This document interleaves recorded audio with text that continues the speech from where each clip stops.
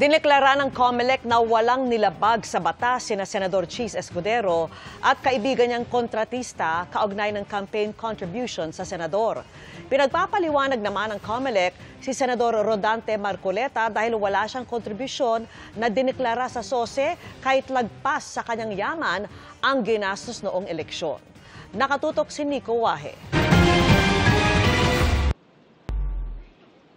Matapos ang investigasyon sa SOSE o Statements of Contributions and Expenditures noong eleksyon 2022, dineklara ngayon ng COMELEC walang nilabag sa batas si Senator Cheese Escudero at ang kaibigan niyang kontraktor na si Lawrence Lubiano. Si Lubiano ay ang presidente ng Centerways Construction and Development Incorporated, isa sa top 15 na contractors na pinangalanan ni Pangulong Marcos na nakakuha ng karamihan sa mga flood control project sa bansa.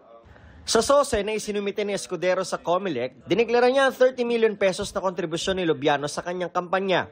Ang depensa ni Lubiano, personal na pera niya ang ibinigay sa kampanya ni Escudero. Sa resolusyon ng COMELEC Political Finance and Affairs Department o PFAD, sinabi nitong kahit pa presidente ng Centerways si Lubiano, hindi siya ang Centerways.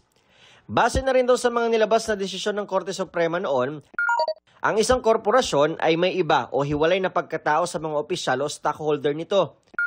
Wala rin daw naging ebidensya na nagamit si Lubiano ng Centerways para mandaya o dayain ng gobyerno. Iba yung entity na korporasyon, iba yung entity na tao. Kumbaga kahit ako nagtatrabaho sa COMELEC, may sarili akong pera. Yung COMELEC may sarili siyang unless ginamit po ng it will work this way. Kung ginamit ng Centerways si Mr. Lubiano para makapag-donate. So basically, if it's a board, wala naman, naghanap sila ng ebidensya noon. Like a board resolution, allocating 30 million pesos to donate to ganito. Wala eh. Sabi pa ng COMELEC, si Lubiano raw bilang tao ay walang record na kontraktor ng gobyerno. Ang nag-contribute po as declared by Senator Escudero ay Mr. Lubiano. So si Mr. Lubiano po, doon na rin sa certification ng DPWH ay hindi kontraktor ng gobyerno on his own.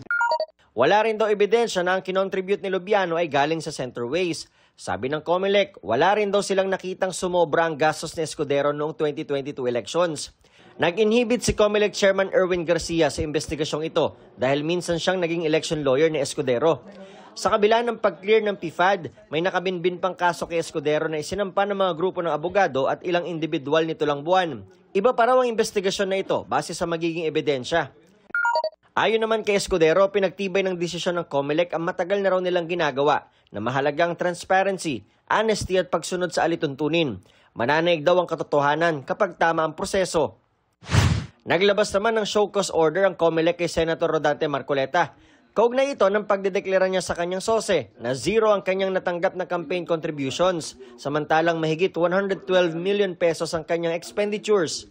Sinabi noon ni Marcoleta sa isang panayam na ito'y dahil humiling ng privacy ang kanyang mga campaign donors. Kinukumpara rin ng COMELEC ang mga nagastos ni Marcoleta noong eleksyon sa kanyang salin nitong Hunyo na nasa halos 52 million pesos. Nagsabi na si COMELEC Chairman Garcia na mag-i-inhibit siya sa deliberasyon kay Marcoleta dahil nagkaroon daw sila ng professional relationship noon ng senador. Para sa GMA Integrated News, Nico Wahe, Nakatutok, 24 Oras.